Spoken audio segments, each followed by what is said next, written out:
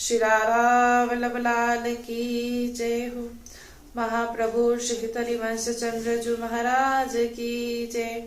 श्री हित सेवक जू महाराज की जय। समस्त सहचरी वृंद की जय। श्री वृंदावन धाम की जय। श्री यमुना रस रानी की जय। श्री सतगुरुदेव भगवान की जय। जय जय श्री राधे श्याम। जय जय श्री राधे श्याम। जय जय श्री राधे श्याम। जय जय श्री हरिवंश श्री राधा। सभी को श्री धाम वृंदावन से जय श्री राधे। श्री लाडली जी की अपार कृपा सभी पर बनी रहे और सभी जन खूब नाम जप सभी जन करते रहे। तो बहुत ही सुंदर आज का भाव कि ज्ञान वैराग्य और भक्ति के पोषण के लिए नाम जप बहुत अनिवार्य है। अगर साधक ज्ञान वैराग्य और भक्ति का पोषण करना चाहता है तो उसे केवल एकमात्र नाम जप ही करना पड़ेगा। बिना नाम जप के बोले ये ज्ञान भक्ति वैराग्य ये नहीं बढ़ते। अधिकतर आप में से सभी जनों का यही प्रश्न रहता है कि जो संसारिक कार्यकृत हैं वो श्री जी से कैसे जुड़े, क्योंकि जो संसारिक कार्यकृत हैं यानी जो गृहस्थ क्षेत्र से जितने भी साधक हैं जो इस मार्ग पर जुड़ना चाहते हैं उनके मन में यही बात आती है कि अभी तो हमारा भजन होना शुरू हुआ है, अभी हमारी शुरुआत हुई है कि हम भक्ति को कैसे शुरू करें, हम अपनी भक्ति के रास्ते पर कैसे आगे बढ़ें और हम श्री जी से कैसे जुड़े। और बहुत से नियमों का पालन हम नहीं कर पाते क्योंकि हम विषय भोगी हैं, यानी हम विषयों से जुड़े हैं, इसीलिए हम बहुत सारे नियमों का पालन हम नहीं कर पाते और हम कहीं ना कहीं इस संसार में भटक जाते हैं। हम कहीं ना कहीं विषयों का चिंतन करने लग जाते हैं। हम अब अपने आप को हम कैसे इस मार्ग पर आगे ले जाएं, तो ये प्रश्न एक सभी जितने भी साधक जो गृहस्थ आश्रम से हैं और जो इस मार्ग पर जैसे पहला ही कदम रखते हैं तो ये सारे प्रश्न उनके मन में आते हैं। तो सबसे पहले की ये बात है कि जो ये चाहता है कि मुझे बोले आनंद चाहिए, है ना, आपकी पहली चाह कि मुझे आनंद यानी मुझे प्रभु चाहिए, क्योंकि जिन्हें जीवन में प्रभु मिल गए है ना तो उन्हें फिर आनंद ही प्राप्त होता है। जिनके जीवन में प्रभु का नाम नहीं है, जिनके जीवन में प्रभु नहीं है, बोले उनका जीवन ही व्यर्थ है और उनका जो जीवन है वो चिंताओं से भरा है। कहते ना वो चिता की अग्नि में, है ना, एक होता चिता की अग्नि में जलना, तो बोले जिनके जीवन में प्रभु का नाम नहीं है वो चिंता की अग्नि में जलता है ना। बोले चिता चिंता के समान, है ना, जिंदे को चिंता खाती है, मुर्दे को चिता जलाती है। तो उस जो साधक है बोले वो जलता रहता है। क्यों? उसे क्यों मन में यही प्रश्न रहता है कि वास्तविक में क्या मुझे प्रभु चाहिए या मुझे ये संसार में विषय चाहिए, वो कंफ्यूज रहता है। इसीलिए कहते पहले सबसे पहले आप ये एक निश्चित करो कि आपको चाहिए क्या, आपको प्रभु चाहिए या आपको संसार चाहिए। बोले अगर आपको देखो एक उदाहरण की सहायता से आपको समझाते हैं। जैसे हम बाजार जाते हैं तो हम उधर ही मुड़ते हैं जो हमें खरीदना होता है। जो वस्तु हमें खरीदनी है, जो मतलब उस पर तो हमारी बोले नजर उसी पर तो रहेगी ना जिसे खरीदना है। तो सबसे पहले आपको ये स्वीकार करना है कि मुझे क्या चाहिए। अब चाहे आप गृहस्थ हैं, चाहे आप विरक्त हैं, चाहे आप वृंदावन वासी हैं, चाहे आप दिल्ली वासी हैं, बोले आप चाहे कोई भी हैं, सबसे पहले आप ये निश्चित कीजिए कि मेरी मांग क्या है। क्या बोले हमें प्रभु चाहिए, तो पहले सबसे बात। अब दूसरी बात, तो अब प्रभु चाहिए तो हम जैसे बाजार में सब्जी लेने के लिए जाते हैं तो सब्जी लेने के लिए आप कहाँ जाएंगे? जो सब्जी बेच रहा है उसी के पास तो जाएंगे या कपड़ों की दुकान पर चले जाओगे? वही बहुत सिंपल सी बात है कि अगर हमें सब्जी चाहिए तो हम सब्जी की ही दुकान पर जाएंगे, कपड़े की दुकान पर नहीं जाएंगे। अगर आप कपड़े की दुकान पर जाके कहेंगे, वो पूछेगा हाँ भैया आपको क्या चाहिए, आप बोलेंगे कि मुझे सब्जी चाहिए, तो उसका क्या जवाब होगा? यही तो बोलेगा सब्जी चाहिए तो सब्जी की दुकान पर चाहिए, कपड़ा चाहिए तो कपड़े की दुकान पर चाहिए। ऐसा ही तो होता है ना। तो ऐसे ही अगर हमें प्रभु चाहिए तो तो सबसे पहला जो स्टेप होगा वो यही होगा कि मुझे प्रभु के जनों का संग चाहिए, क्योंकि ये बात तो वहीं से पता चल सकती है कि मुझे प्रभु की प्राप्ति कैसे हो सकती है, वही बता पाएंगे। अब प्रभु के जनों का जो संग करने पर जो उनका उपदेश है उनको हम अपने आचरण में उतारने की भावना दृढ़ करें। जो प्रभु के जन हैं बोले उनके सामने हम अपनी बुद्धि का प्रयोग नहीं करें। जो प्रभु के जन हैं उनसे हम व्यवहार ना बनाएं। वो प्रभु के जन हैं, उनके जो उपदेश है वही अपने जीवन में उतारे, बस यही बात खत्म हो जाती है, व्यवहार नहीं। आप जब व्यवहार बनाते हैं, इसीलिए कहते हैं, इसीलिए आधे जन तो इसलिए डूब जाते हैं, कारण क्या है कि वो व्यवहार में ही फंसे रह जाते हैं। आप व्यवहार बिल्कुल भी नहीं। आगे कह रहे हैं जैसे गृहस्थों के लिए और दूर रहने वालों के लिए कि अगर आप वृंदावन वास नहीं कर पा रहे हैं लेकिन आप वृंदावन आते रहिए, वृंदावन आपको आते रहना है। अब इससे बोले क्या होगा, कभी कभी जब आप वृंदावन आएंगे तो यहाँ के परिवार आपको प्रियालाल के चरणों की ओर घसीटेंगे।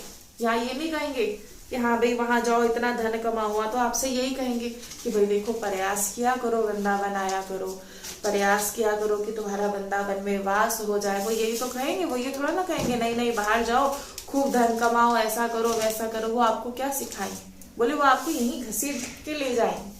उनका प्रयास ही यही रहता है। और बोले आप देख भी लीजिएगा, क्यों, क्योंकि यहाँ क्या होता है, कह रहे चाहे कोई कैसा भी क्यों ना हो, यहाँ हर कोई राधा राधा राधा ही बोलेगा। अगर नहीं है तो आप देख लीजिए। अगर आपको लगता है कि नहीं ये ऐसे ही कहा जा रहा है तो भाई आप देख लीजिए, यहाँ आपको कहाँ क्या श्रवण करने के लिए मिलेगा, बोले राधा राधा श्रवण करने के लिए मिलेगा, है ना।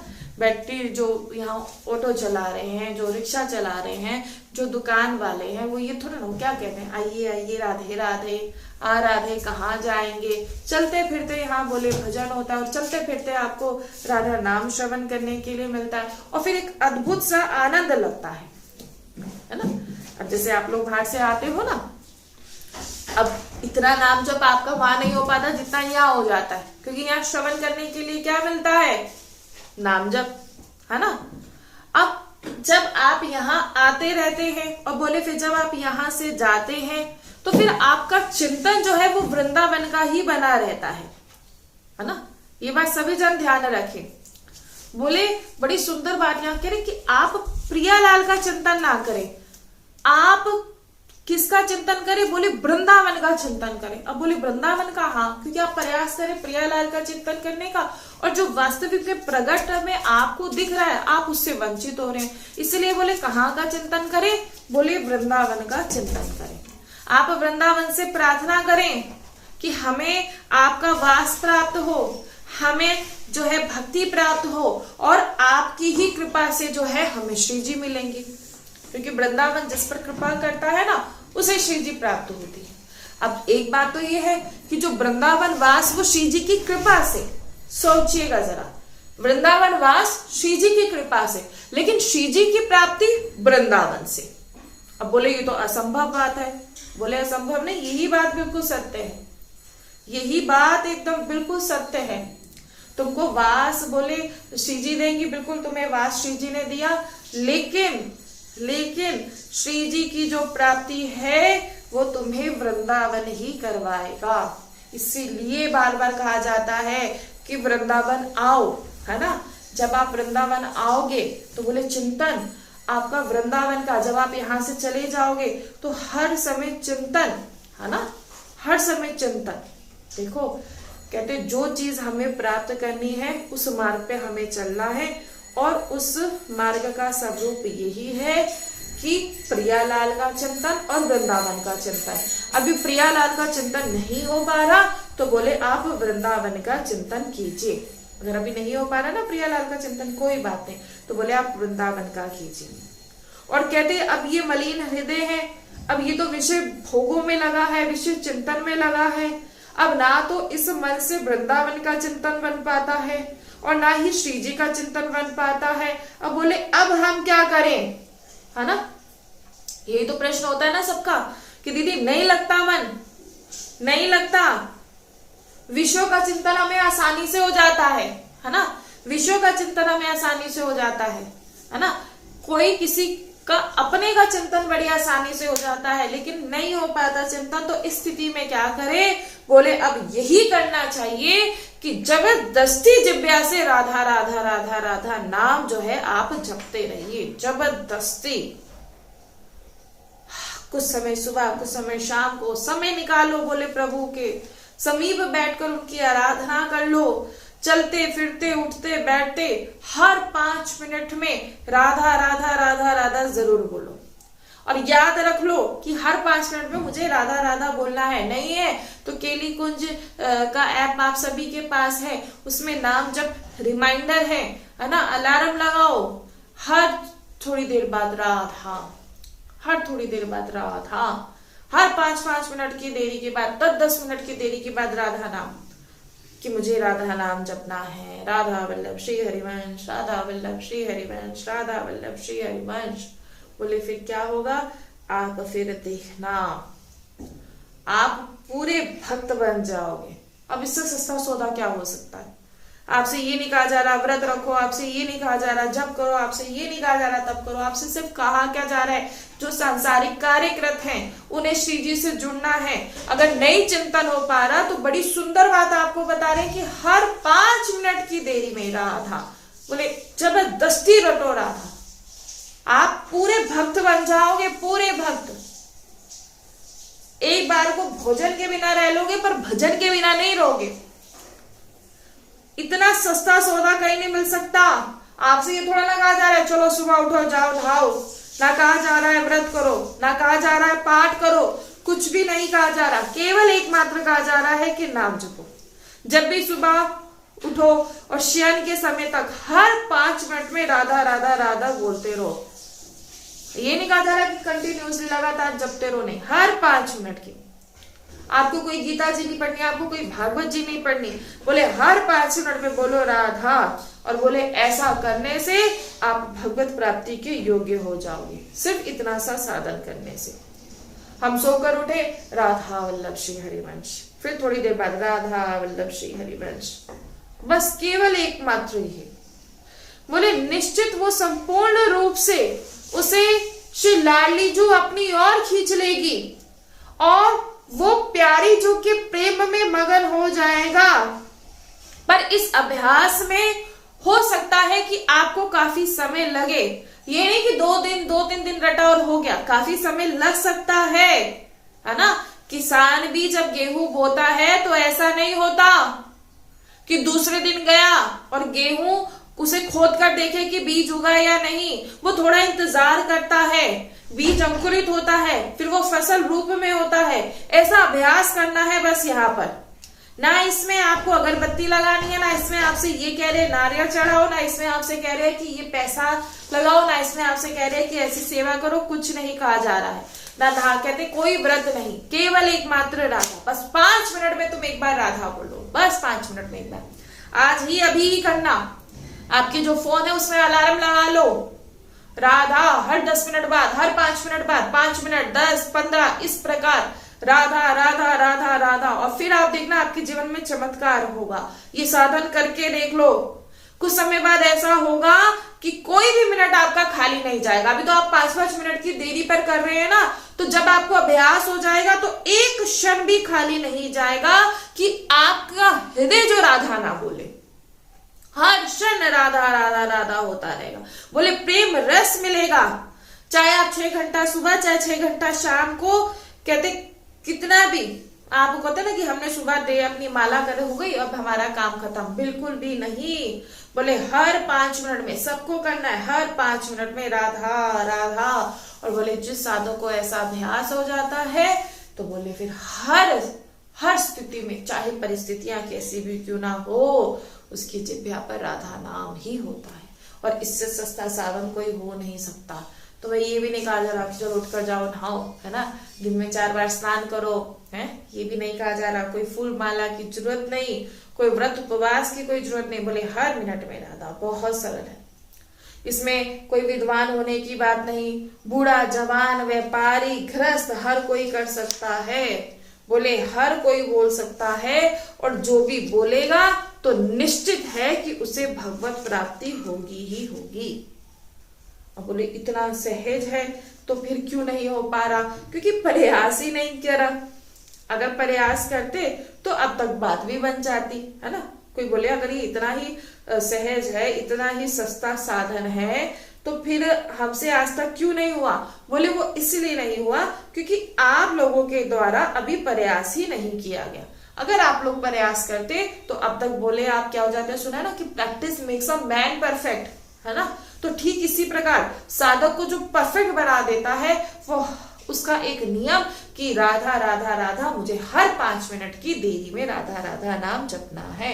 अगर लगता है कि ये सब ऐसे ही बोला जा रहा है तो भाई तुम्हारे पास, सभी के पास फोन है, अपने फोन में एक अलार्म सिस्टम होता है, उसमें लगा लो राधा वल्लभ श्री हरिवंश हर 5 मिनट की देरी में। तो राधा के निकुंज ऐप में भी ये सुविधा कर सकते हो, करो और फिर जाओ।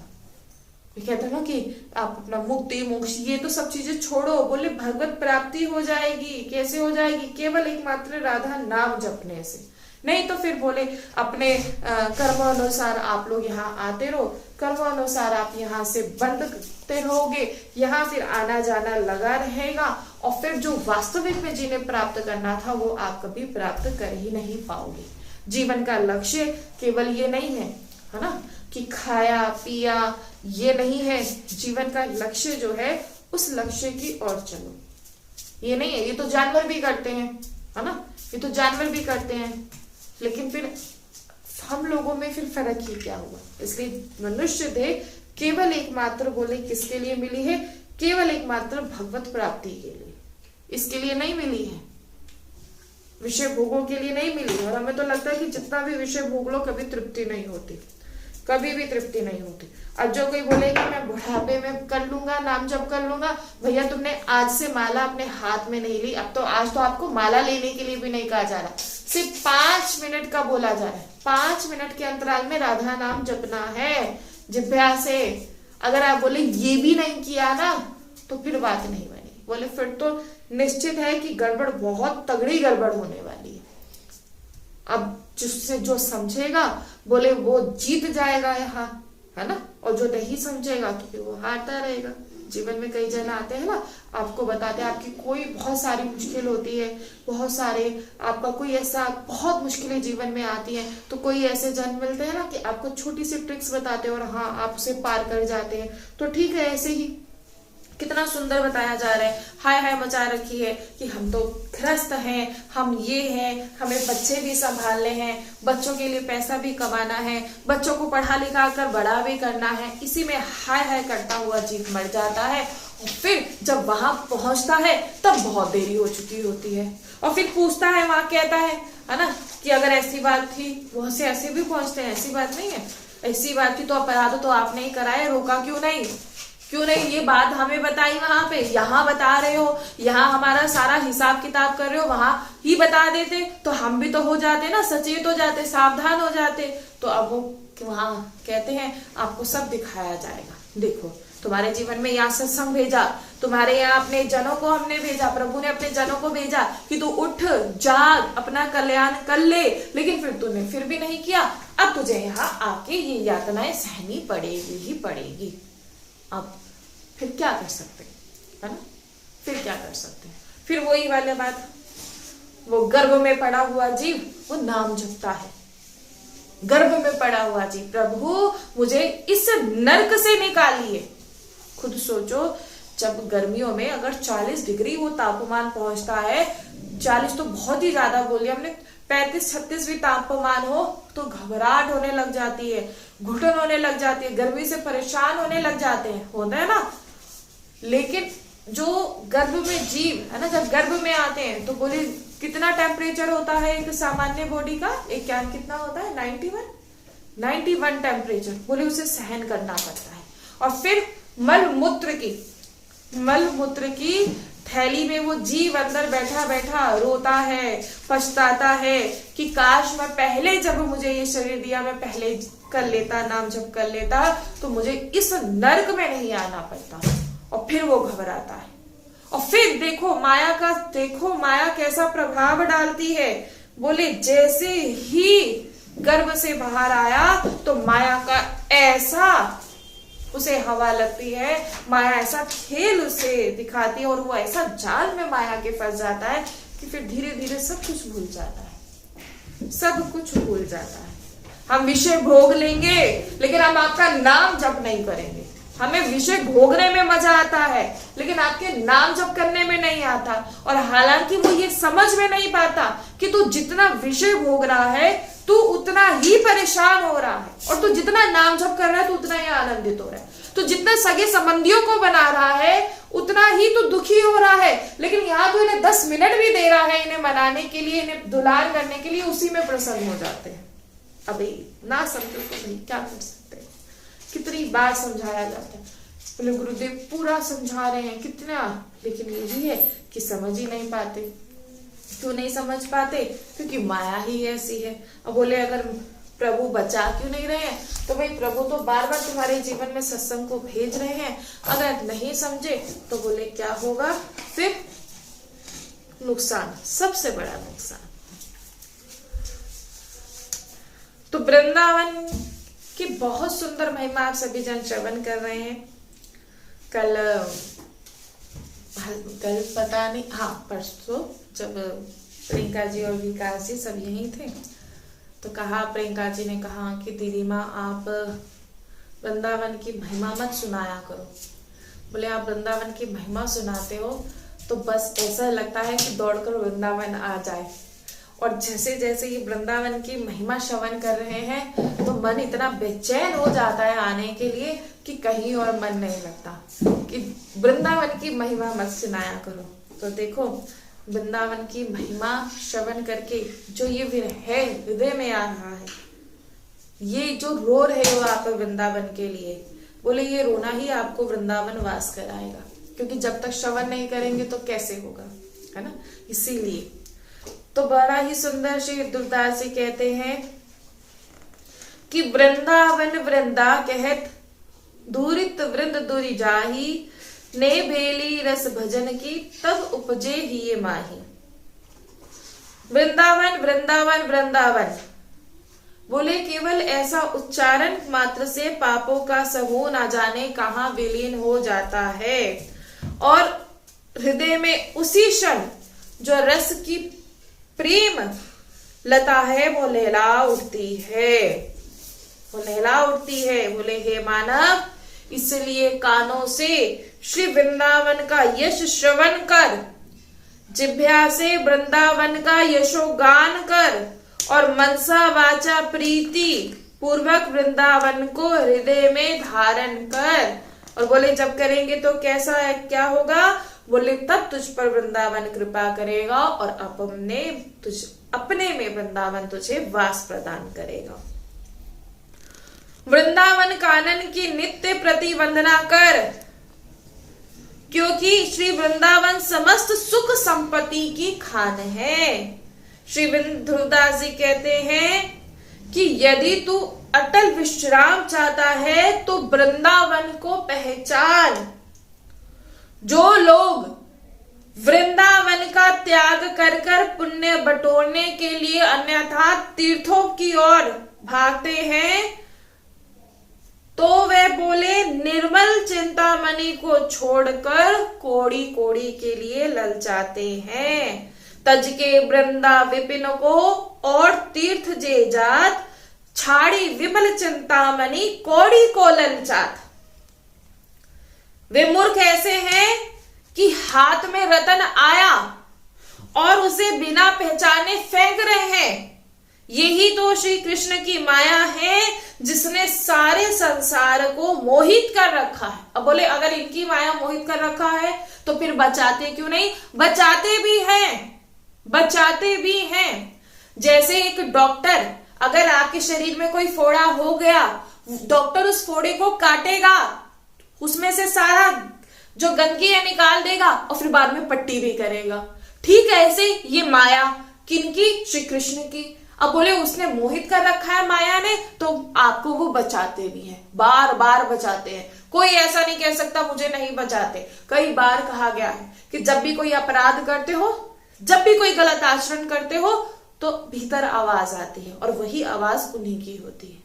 बस जो पहचान लेते हैं वो बच जाते हैं, जो नहीं पहचान पाते वो डूब जाते हैं। भाई जेल में आप सभी जन जाओ, देखो जहां वो बंद है कोई जानवर थोड़ा ना बंद है, मनुष्य ही है। और फिर उसके बाद देखो आप, कोई और तो नहीं, बोले मनुष्य ही है। और हो क्या रहा है, अब उनका मन की चाल देखो। उस समय मन की चाल समझ नहीं पाते, लेकिन बाद में वही मन समझा रहा होता है ना, कितना समझदार बन जाता है कि देख तुझे समझाया था ना, मत करता तो तुझे जेल नहीं होती, ये नहीं होता। और वही मन तुम्हें समझाता है। इसलिए सभी जन समझो, सभी जन जानो। कितनी सुंदर बात है ना। कहते हमें तो बहुत सुंदर बात कहते, तज के वृंदा विपिन को और तीर्थ जात, छाड़ी विमल चिंतामणि कोड़ी को ललचात। अब किसे पहचान होगी, उसे तो होगी ना। जैसे हमने गुरुदेव के मुख से एक बार सत्संग में एक दृष्टांत गुरुदेव ने सुनाया कि एक शिष्य अपने गुरु की बड़ी सेवा करता था। तो एक दिन उसके मन में ये भाव आया कि जब मेरे गुरुदेव मुझे जाएंगे तो ये जो आश्रम की संपत्ति है ये मुझे दे जाएंगे। उसके मन में ये आया। अब गुरुदेव तो सब जानते हैं, ऐसा नहीं है कि वो नहीं जानते, गुरुदेव सब जानते हैं। गुरुदेव ने जैसे चाहे वो आश्रम की संपत्ति थी या कुछ भी था, सबको अलग अलग बांट दी। अब जब शिष्य की बारी आई तो उसने सोचा अब मुझे देने के लिए बचा ही क्या है। तो गुरुदेव ने अपने झोले में से ना, जो शिष्य के गुरु थे, झोले में से एक इतना सा पत्थर सा, चमचमाता पत्थर सा दिया। बोले ये ले जाओ। अब उसे लगा ये तो पत्थर सा है। बोले इसको लेकिन तुम बेचना मत, घाटे का सौदा मत करना, लेकिन तुम इसकी कीमत पूछ कर आओ। अब बोला ठीक है। अब शिष्य को क्या लगा कि ये तो बस चमचमाता सा पत्थर है, तो अब इसकी कीमत पता कर आनी है, बेचना नहीं। बोले बेचना नहीं, बट इसकी कीमत पता कर आओ। बोले ठीक है। अब शिष्य निकला तो सबसे पहले गया सब्जी वाले के पास। ठीक है, तो सब्जी वाले को दिखाया। सब्जी वाले से पूछा कि इसकी कितनी कीमत है। अब सब्जी वाले ने भी देखा, उसने कहा ये पत्थर ही तो है, इसके बदले में तुम्हें 1 किलो आलू दे दूंगा। बोले ठीक है। किलो निकाल लाओ तो कह नहीं बेचना नहीं है, मुझे इसकी कीमत पता करनी है। कहा ठीक है। फिर उसके बाद वो एक अन्न की दुकान पर, जहां गेहूं जहां मिलता है वहां गया। तो वहां कहा कि दिखाया। अब उसने भी ऐसे जांच के देखा, हाँ सुंदर सा तो लग रहा है। बोले इसके बदले में मैं तुम्हें 1 बोरी गेहूं की दे दूंगा। हाँ बोले ठीक है। कहते लाओ दो। बोले नहीं बेचना नहीं। ठीक है, बेचना नहीं। फिर ऐसे ही करते हुए कभी कपड़ों की दुकान पे, कभी कहीं, फिर लास्ट में वो पहुंचे एक सुनारे की दुकान पे। सुनार को दिखाया। अब सुनार देखकर घबरा गया। बोले देखो इसके बदले में मैं तुम्हें 1 तोला सोना दे दूंगा। अब उस शिष्य की जो इच्छा थी वो जानने के लिए बढ़ती गई कि देखो जहां जहां मैं जा रहा हूं इसकी कीमत बढ़ती जा रही है। तो बोले लाओ दे दो। बोले नहीं। तो फिर जोहरी के पास पहुंचे अंत में। तो जोहरी के पास जब पहुंचे, जिसे हीरे की पहचान होती है, तो जोहरी ने जैसे ही देखा वो एकदम उठकर खड़ा हो गया। अब शिष्य ने पूछा ऐसे क्या हुआ। बोले ये इतना कीमती है कि अगर मैं अपनी सारी संपत्ति भी तुम्हें दे दूं तब भी मैं इसकी कीमत नहीं तुम्हें दे सकता। अब शिष्य को बड़ा हैरानी हुई। तो उस पत्थर को लेकर पहुंचे अपने गुरुदेव के पास और गुरुदेव से कहा। गुरुदेव ने पूछा क्या क्या हुआ, तो बताया कि आलू बेचने वाले के पास गए तो उसने ये कीमत लगाई, है ना, और गेहूं बेचने वाले के पास गए तो ये, कपड़े व्यापारी ने ये, लेकिन जो जोहरी था उसने इसकी पहचान करी तो वो तो ये बताने लगा। तो गुरुदेव हंसे तो कहते देखो ठीक इसी प्रकार तुम्हें जो मिला है ना, तुम्हें जो मिला है उसकी कीमत तुम अभी नहीं जान रहे हो, क्योंकि उसकी कीमत कौन जानते हैं, उसकी कीमत या तो गुरु जानते हैं, है ना, क्योंकि जो तुम्हें दिया गया है, जो ये संपत्ति है, जो ये वैभव है, बोले किसी काम का भी नहीं, क्योंकि जो गुरुदेव को अपने जो बहुत प्रिय शिष्य होते हैं, बोले वो प्रभु से प्रार्थना करते हैं कि इन्हें संपत्ति मत देना, इन्हें वैभव मत देना, क्योंकि वो जानते हैं क्या कि वो कौड़ी है, वो सच में कौड़ी है, यहाँ के बराबर की वहां के बराबर ये कौड़ी है। अगर उसने यहाँ उस कौड़ी का उपभोग कर लिया ना तो वहां जाके उसका पतन हो जाएगा। अब ठीक इसी प्रकार कहते ये जो पत्थर है इसकी कीमत कौन जान पाया? जिसे इसके विषय में जो जानता है। जैसे ये सत्संग है, इसकी कीमत बोले कौन जान पाएगा? इसकी कीमत वही जान पाएगा जो उनको वास्तविक में जानता है, जानना चाहता है या उन्हें देखा है। नहीं तो सत्संग हर किसी के पास जाता है, कोई उसे बोले, कोई उसको सत्संग हाँ ठीक है, कुछ बात अच्छी लगी, ठीक है हम तो सुन लेते हैं, लेकिन अपने जीवन में नहीं उतारते। लेकिन जो प्रभु का जन होगा वो सत्संग को सुनेगा, क्योंकि वो जानता है कि सत्संग श्रवण करने के बाद ही मुझे इनकी प्राप्ति हो सकती है। इसीलिए वृंदावन बोले, वृंदावन की कीमत वही जान सकता है, वृंदावन की जो महिमा वही जान सकता है जो जिस पर प्रभु की कृपा है। और वृंदावन जब वो आया तो वो उसे सामान्य नहीं समझेगा कि हाँ हर कोई वृंदावन चले जाता है ना, हर कोई आ जाता है, वृंदावन तो बहुत सामान्य सा है। बोले नहीं। अब देखो उसकी कीमत कितनी थी उस पत्थर की। हर किसी को कीमत थोड़ा ना पता होती है। भगवत प्राप्ति की कीमत क्या है ये वही जान सकता है जो ने श्रवण किया है, जो जानता है कि जीवन का लक्ष्य केवल एकमात्र भगवत प्राप्ति है। अगर वृंदावन में आ रहा हूं तो मेरा बहुत बड़ा ओहो भाग्य है, इसलिए वो कहीं और जाता ही नहीं, वो कौड़ियों के लिए ललचाता ही नहीं। ये कौड़ी बोले कैसी? जैसे पहले समय में जो कौड़ियां चलती थी उनकी कीमत होती थी, लेकिन आज उस कौड़ी को कोई पूछता ही नहीं है। तो ठीक इसी प्रकार जिस धन को यहाँ बटोरा जा रहा है, जिस वैभव को यहाँ इकट्ठा किया जा रहा है, जो मान सम्मान बनाया जा रहा है, बोले वहां वो कौड़ी के समान है। अब समझो कि मुझे क्या एकत्रित करना है, मुझे क्या जोड़ना है, मुझे ये कौड़ियां जोड़नी है या नाच। गुरुदेव ने बोले वो दिया जिसकी हमें कीमत पता नहीं है। जैसे शिष्य को नहीं पता था कि उस पत्थर की कीमत क्या है, नहीं पता था, ठीक ऐसे हम लोग नहीं जान पा रहे कि गुरुदेव ने हमें वो दिया है कि जिसकी कीमत अभी हमें नहीं पता है, लेकिन जिस दिन कीमत पता लग जाएगी बोले उस दिन आंखें खुल जाएंगी। उस दिन फिर कभी भी आप कभी भी विश्व की ओर ताकेंगे भी नहीं। बोले कैसे त्याग कर देंगे? जैसे भक्तों ने किया। बोले कैसे त्याग किया? वमन के समान। एक बार तो कि मल पर बोले दृष्टि देखकर इतना मन नहीं गिना था। अगर कोई वमन करता हुआ किसी को आप देख लो तो मन इतना बेचैन हो जाता है, इतना मतलब मन खराब हो जाता है। तो ठीक ऐसे दोबारा उसकी दृष्टि नहीं जाती। तो बोले ठीक ऐसे ही जो भक्तों ने त्यागा, क्यों त्यागा? क्योंकि वो कीमत जान गए, क्योंकि वो जान गए कि हमें क्या प्राप्त हुआ है। इसलिए इन कौड़ियों के लिए हम नहीं ललचाएंगे। इसलिए सभी जन जानो और समझो, बड़ी कृपा, अपार कृपा जो वृंदावन धाम मिला, अपार कृपा जो सत्संग श्रवण करने के लिए मिला, और अपार कृपा जो प्रभु के जनों का संग मिला। इससे बढ़कर कुछ नहीं हो सकता। और प्रभु के जनों में बुद्धि मत रखना, बुद्धि से प्रयोग मत करना, बुद्धि का मत सुनना जब प्रभु के जनों का संग मिले, क्योंकि अगर बुद्धि का प्रयोग करोगे तो निश्चित है तुम्हारा पतन होगा। इसलिए सभी जन इस बात को ध्यान रखो। बहुत कम जन मिलते हैं प्रभु के, बहुत कम जन, और अगर मिल रहे हैं तो श्री जी से प्रार्थना करो।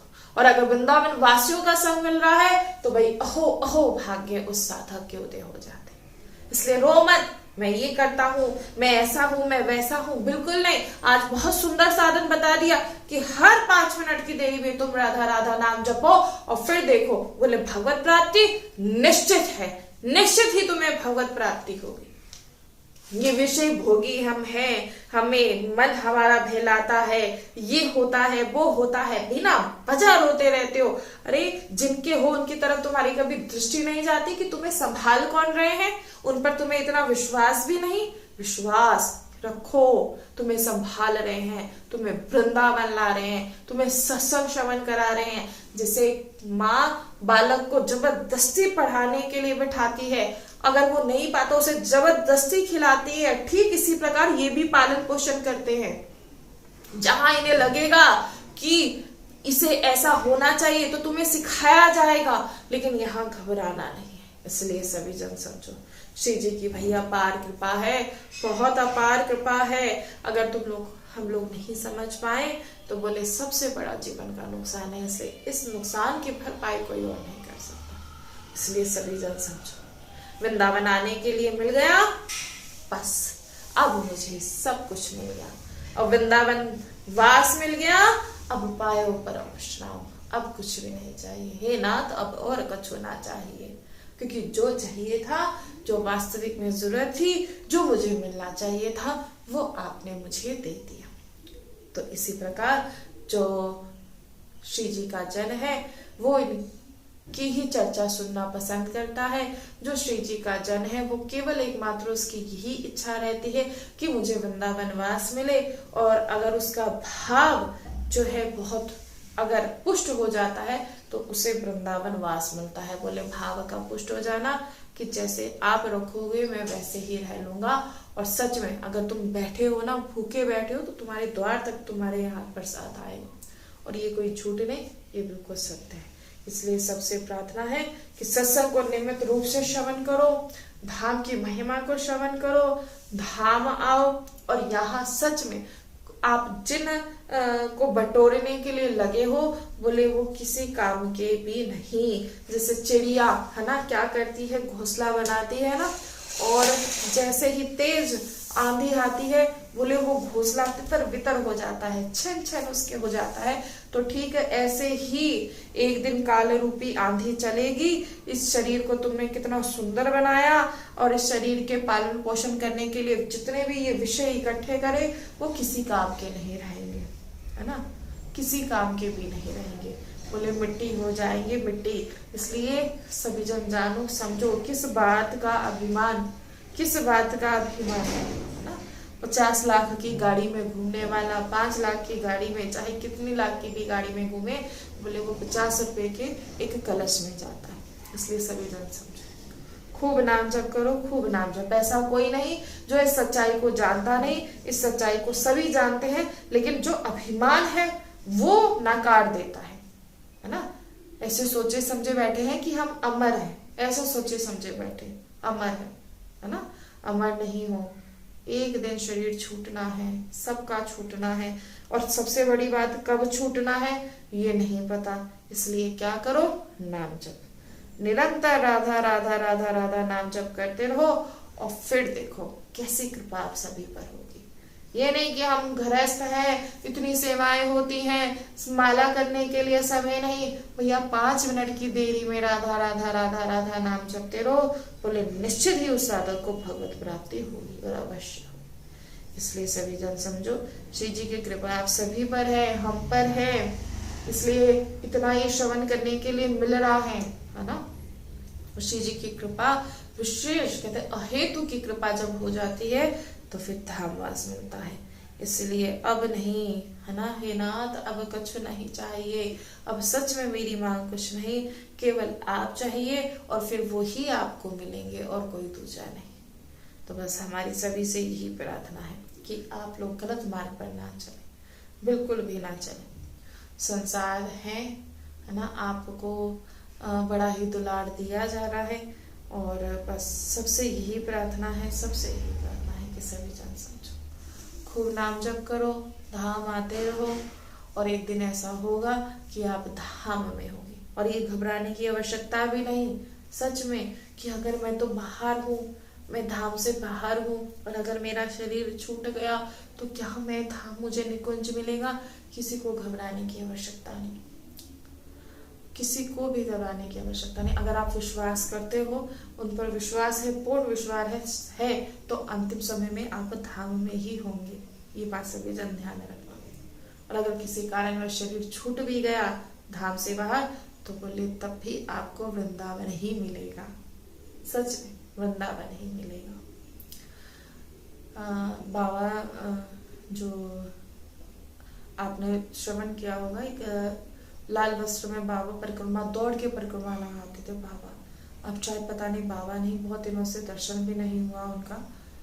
तो जहाँ युगल घाट से आके घाट जो आता है इमली तला मंदिर आता है, तो इमली तला मंदिर के जैसे ही आप लोग आगे जाते हो तो आपने देखा होगा कि वो गुम्बद से बने हुए हैं, है ना। तो वहाँ, और उन्हीं के सामने बहुत बड़ा वृक्ष है, बहुत ही बड़ा वृक्ष, ठीक है। ये परिक्रमा मार्ग की ही आपको बता रहे हैं। तो रात्रि में जैसे परिक्रमा लगाते हैं, तो बाबा एक दिन मिले, तो हमने हालांकि बाबा का कभी वीडियो देखा नहीं था, तो बाद में बाबा का वीडियो देखने के लिए मिला था। कहते ना, ये बुद्धि है ना, ये बहुत, सच में बहुत चलती है, बुद्धि जो होती है ना, सच में मैं बहुत गुस्सा, कभी कभी बुद्धि जब अपना चलती है ना, तो बड़ा गुस्सा आता है कि तू क्यों अपना कार्य करती है, तुझसे किसने कहा। जैसे होता है ना कि कभी कोई गया मुझसे कहेंगे तुझसे किसने कहा था ये करने के लिए, तो ठीक ऐसी बुद्धि है, ये बड़ा मनमानी आचरण करती है। तो इससे कई बार बोलते भी है कि भैया तू क्यों चलती है, तुझसे किसी ने कहा थोड़ा ना, तुझसे किसी ने बुलाया थोड़ा ना है। तो बाबा ने बताते थे बाबा कि एक बार वो बाबा कहते कि श्री जी का दर्शन उन्हें कम से कम 2 से 4 बार श्री जी का प्रकट रूप में उनको दर्शन प्राप्त हुआ श्री जी का। तो जब वो श्री जी के विषय में जब बताते थे दर्शन उनको प्राप्त हुआ, तो सच में ऐसा भाव हो जाता था। और एक बार तो सच में, एक बार तो वो जैसा बता रहे थे, और मतलब आप लोगों को मतलब कैसे बताएं कि वो जैसे जैसे बता रहे थे और वैसे वैसे ही कि वो दर्शन जो प्राप्त हुआ, और कई बार बाबा को श्री जी का दर्शन प्राप्त हुआ। तो आप लोगों ने शायद श्रवण भी किया होगा, वो धूप लगा लेते थे बाबा, इतनी बड़ी धूप लगा लेते थे और ऐसे पकड़कर वो उनके पास एक त्रिशूल था, पकड़कर लाल वस्त्र वो बाबा पहनते थे, दौड़ दौड़ कर वो परिक्रमा लगाते थे। मात्र 45 मिनट में उनकी परिक्रमा लग जाती थी। तो बाबा परिक्रमा लगा रहे थे, तो मन हुआ कि बाबा बैठे और हर बार बाबा से कोई ना कोई चर्चा। तो एक दिन बाबा ने बताया कि जो वो वृक्ष है, बोले ये एक जन था कि इसका जो शरीर था बाहर छूटा, तो जब बाहर छूटा तो ये बहुत रोया कि मैंने आपका इतना नाम जप किया, ऐसा किया वैसा किया, तो आपने मुझे, जो मेरा शरीर वो वृंदावन से बाहर छूटा। तो तब बताते हैं कि वो वृक्ष जो है वो वही व्यक्ति है। वो बाबा बताते, कहते हैं अभी ये संत कई वर्षों से ही नहीं है, कई वर्षों से ही नहीं है। तो आज भी जब वहां से निकलना होता है तो उनको प्रणाम करते हैं कि ये संत भगवान आपको प्रणाम, है ना। और कितने वर्षों से वो यहाँ है, और कई बार जैसे बताते हैं। तो पहले मतलब क्या होता था, 1-2 बार जब बाबा बताए तो हमें होता ना, कहते हैं बुद्धि जो होती है ये बहुत मतलब बहुत ही ढीठ है, इसको हम कितना भी प्रयास करें ना कि तू अपना कार्य तुझे नहीं करना है, लेकिन ये फिर भी अपना कार्य करती है। और हम सच्चे हैं, इसलिए हम कहते हैं ना भाई हम अपनी बुद्धि का प्रयोग नहीं करते। क्यों? हमें जो कहना है हम बता देंगे, बुद्धि का प्रयोग नहीं, क्योंकि बुद्धि का प्रयोग जो करता है ना वो यहाँ से कोसों दूर रहता है। जिसे इस मार्ग पर आगे बढ़ना है तो उसे अपनी बुद्धि का त्याग करना पड़ेगा।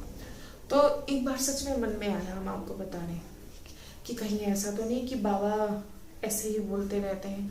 ये 4.5 मतलब बहुत पुरानी ये बात है। तो फिर उसके बाद फिर परिक्रमा के लिए आए और रात्रि में ही बाबा का दर्शन। हम बाबा को सोते हुए नहीं देखते थे, जब भी हम तो बाबा जगे हुए होते थे और ऐसे ही बैठे रहते थे। तो बाबा ने बुलाया, बाबा के पास जाकर बैठे। बाबा ने बताया कि कल रात्रि में श्री जी आई थी। बस वो बाबा उस दिन जैसे बताते रहे ना, हम मतलब आपको मतलब कैसे बताएं। उन्होंने कहा कि वहां से श्री जी आए, तो वहां से हमें श्री जी कि ऐसे आए, इतनी इतनी चूड़ी पहनी हुई थी और ऐसे लाकर यहाँ पर मतलब वैसे ही हमें साक्षात नजर, मतलब आपको बता नहीं सकते कि ऐसे श्री जी आ रहे। और हम इतना रोए और फिर बाबा से क्षमा याचना भी की कि बाबा हमारे मन में ऐसा भाव आ गया था। बोले तुम्हारे मन में ऐसा भाव आया ना, इसीलिए श्री जी ने आज ऐसा किया। सच में हमने कहा बाबा हमारे मन में, इसलिए हम आप सभी से कहते हैं, हम आपसे कहते हैं ना कि आप बुद्धि का प्रयोग नहीं, क्योंकि हम भी करते थे। हम आपसे नहीं कह रहे कि आप लोग करते हैं, हम भी करते थे, लेकिन जब हम करते थे ना तो हमें बताया जाता था। आज भी अगर ऐसा कभी हो जाए कि अगर किसी के प्रति भी अगर बुद्धि का प्रयोग करेंगे ना, तो वहीं आकर हमें डांट पड़ेगी, तुमने ऐसा क्यों किया। और फिर जो वो डांट पड़ती है, कहती डांट में भी दुलार होता है।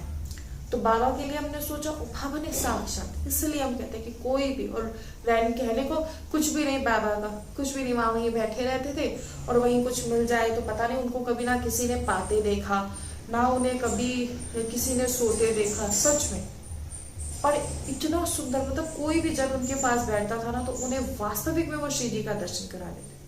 लेकिन अभी कुछ समय से हमें बाबा का दर्शन बहुत समय हो गया, क्योंकि अब कुछ हम लोग, हमारा भी कम हो गया है कुटिया से बाहर जाना, हमारा भी कम हो गया है। अब कारण क्या है, श्री जी जाने पर अब हमारा भी थोड़ा कम हो गया जाना। लेकिन सच ये बात मतलब एकदम बिल्कुल सत्य। इतना मतलब बताते कि पहले जब उन्हें शुरू में श्री जी का दर्शन होता था तो बस श्री जी के हाथ का दर्शन और चूड़िया का दर्शन होता था, लेकिन धीरे धीरे श्री जी कृपा करती रही और उन्हें बहुत सुंदर उन्हें दर्शन प्राप्त होता है। इसलिए कभी कोई बताए ना कि श्री जी ऐसे आए, श्री जी वैसे आए, तो बड़े ध्यान से श्रवण किया करो, बहुत ध्यान से श्रवण किया करो। बुद्धि का प्रयोग नहीं करना। यहाँ वास्तविक में सबको दर्शन होता है। यहाँ तक कि जो भी जन आता है ना वृंदावन में, बोले लालजू से दर्शन देते ही देते हैं, बस ये है कि वो समझ नहीं पाते, इसलिए सभी जन समझो। और श्री जी की बड़ी कृपा है, बहुत कृपा है सच में।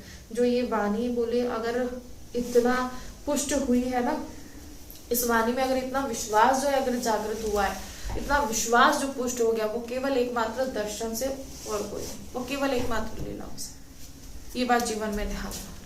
कोई ऐसी चिल्ला चिल्ला के नहीं बोलता, ये बात जीवन में ध्यान रखना। इसलिए हमारी सभी से प्रार्थना है, सभी से यहाँ आप आते हो, चाहे कोई भी है, कोई भी आपको यहाँ मिले, उन्हें प्रणाम करो। अगर दोष बुद्धि उत्पन्न हो रही हो तो प्रार्थना करो कि मुझे में ये मेरी बुद्धि प्रयोग कर रही है, मैं नहीं कर रहा, मेरी बुद्धि प्रयोग कर रही है, बुद्धि अपना दिमाग ये अपना कर रही है, इसलिए आप मुझे बचाइए। तो उस साधक को बचाया भी जाता है। और बाकी श्री जी से हमारी बस यही प्रार्थना है कि आप सभी जन खूब नाम जप किया करो, आप सभी जन धाम आओ, और बस हम श्री जी से यही प्रार्थना। राधा राधा राधा राधा राधा राधा राधा